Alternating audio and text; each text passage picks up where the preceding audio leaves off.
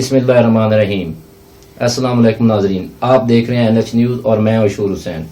آئیں ڈالتے ہیں نظر آج کی اہم خبروں پر۔ یورپی یونین نے اعلان کیا ہے کہ مقبوضہ فلسطین کے مغربی کنارے پر صہیونی قبضے کو ہرگز تسلیم نہیں کرے گی۔ یورپی یونین میں خارجہ امور کے سیکریٹری جوزف بورل نے ایک بیان میں واضح کیا کہ 1967 میں صہیونی حکومت کے ذریعے ہتھیار لیے جانے والے فلسطینی علاقوں کے تعلق سے اس کے موقف میں کوئی تبدیلی نہیں آئی ہے۔ جوزف بورل کے بیان میں آیا ہے کہ عالمی قوانین اور من جملہ سلامتی کونسل کی قراردادوں 242 اور 338 کے پیش نظر یورپی یونین مغربی کنارے پر اسرائیل کے قبضے کو تسلیم نہیں کرے گی۔ یورپی یونین میں شعبہ خارجہ امور کے سیکریٹری نے تاکید کی کہ فلسطینی علاقوں پر ہر قسم کا صہیونی قبضہ بین الاقوامی ضابطوں کی خلاف ورزی شمار ہوگا۔ واضح رہے کہ اقوام متحدہ نے سن 1967 میں ایک قرارداد پاس کر کے فلسطینی علاقوں میں صہیونی بستیوں کی تعمیر کو غیر قانونی قرار دیا تھا، مگر غاصب صہیونی حکومت عالمی ضابطوں کو پیروں تلے رونتے ہوئے صہیونی بستیوں کی تعمیر کا سلسلہ جاری رکھنے کے ساتھ ساتھ مزید فلسطینی بستیوں پر قبضہ جمانے کی کوشش کر رہی ہے۔ روس نے کہا ہے کہ ایران نے نہیں بلکہ امریکہ نے ہمیشہ عالمی قوانین کی دھجیاں اڑائیں۔ روس نے کہا ہے کہ ایران کے ذریعے سیٹلائٹ کا خلا میں بھیجا جانا سلامتی کونسل کی قرارداد 2231 کی خلاف ورزی شمار نہیں ہوتا ہے۔ IRIB نیوز کے مطابق روسی وزارت خارجہ کی ترجمان ماریا زاخارووا نے کہا کہ امریکہ ایسے حالات میں ایران پر قرارداد 2231 کی خلاف ورزی کا الزام عائد کر رہا ہے کہ وہ خود بارہا اس قرارداد کی دھجیاں اڑا چکا ہے۔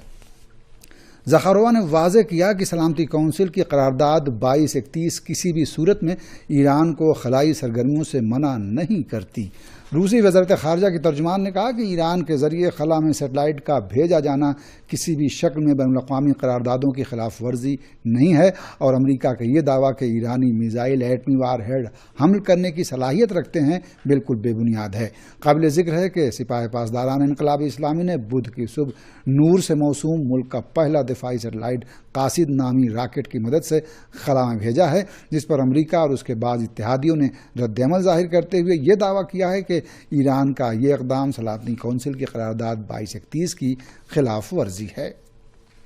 ہندوستان اور پاکستان میں کورونا سے متاثرین کی تعداد میں اضافہ جاری ہے اور دونوں ہی ملکوں میں مزید سینکڑوں کیسز سامنے آئے ہیں، جبکہ اموات میں بھی اضافہ ہوا ہے۔ ہندوستانی میڈیا کے مطابق گزشتہ 24 گھنٹے کے دوران ملک میں کورونا سے متاثرین کی تعداد 23,000 سے زائد ہو گئی ہے۔ ہندوستانی وزارت صحت کے حوالے سے میڈیا نے خبر دی ہے کہ گزشتہ 24 گھنٹے میں کورونا کے مزید 1,684 کیسز سامنے آئے ہیں اور اسی عرصے میں 37 افراد کورونا سے دم توڑ گئے۔ ہندوستان میں کورونا سے مرنے والوں کی مجموعی تعداد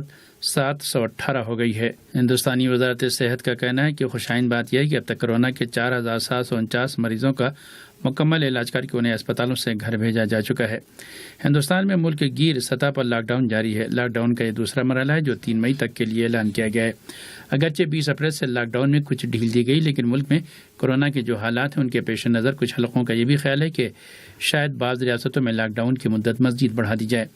ہندوستانی حکام کا کہنا ہے کہ ملک کی 32 ریاستوں میں سے 3 ریاستوں اروناچل پردیش، منی پور اور گوا سے کورونا کا صفایا کر دیا گیا ہے، جبکہ 5 ریاستیں اور مرکز کے زیر انتظام علاقے ایسے بھی ہیں جہاں کورونا کا گزر ہی نہیں ہوا۔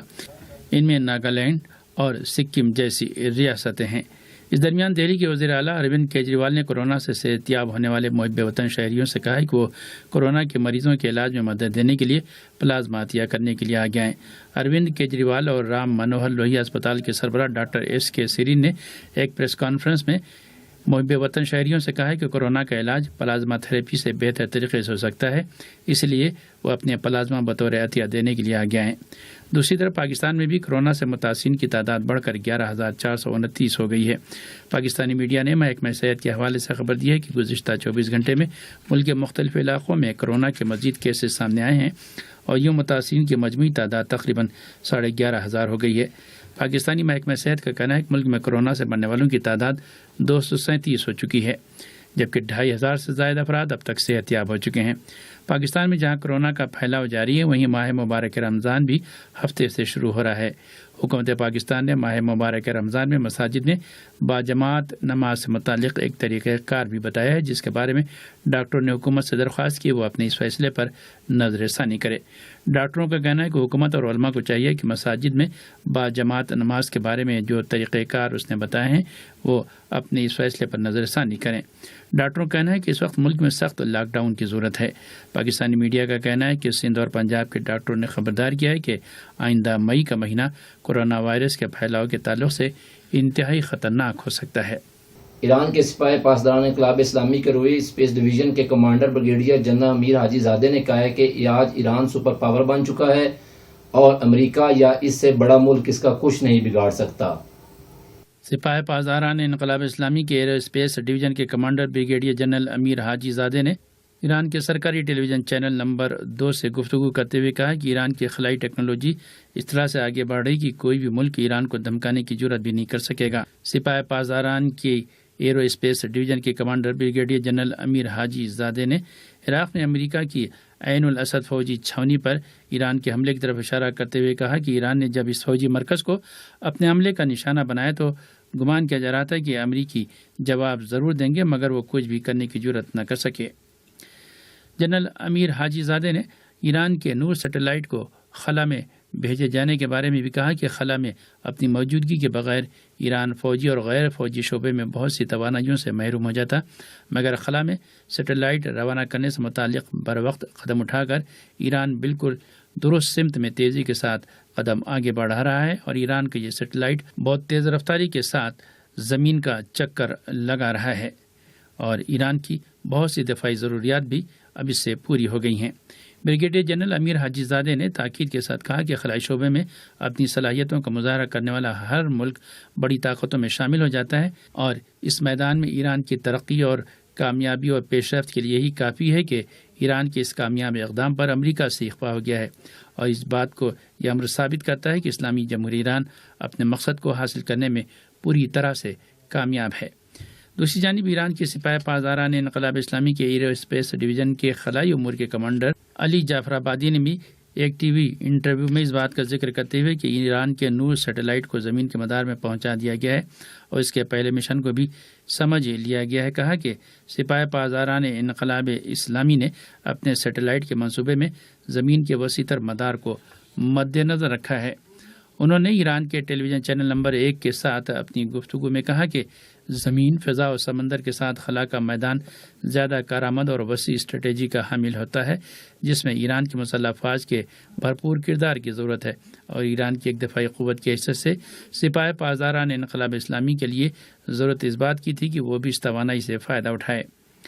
جنرل علی جعفر آبادی نے کہا کہ بدھ کے روز جو سیٹلائٹ خلا میں روانہ کیا گیا وہ پزل کا ایک حصہ تھا تاکہ شناسائی، آئیڈینٹیفیکیشن، کمیونیکیشن اور نیویگیشن کی کارروائیوں میں اسٹریٹجک حمایت انجام پا سکے اور کی ضرورت کا حصہ ہے۔ سپاہی پاسداران انقلاب اسلامی کے ایرو اسپیس ڈویژن کے مذکورہ کمانڈر نے کہا کہ ایران کا نور 1 سیٹلائٹ لیو سیٹلائٹ نوعیت کا ہے جو زمین سے 430 کلومیٹر بلندی پر واقع ہے اور روزانہ کرۂ ارض کے 16 چکر لگاتا ہے۔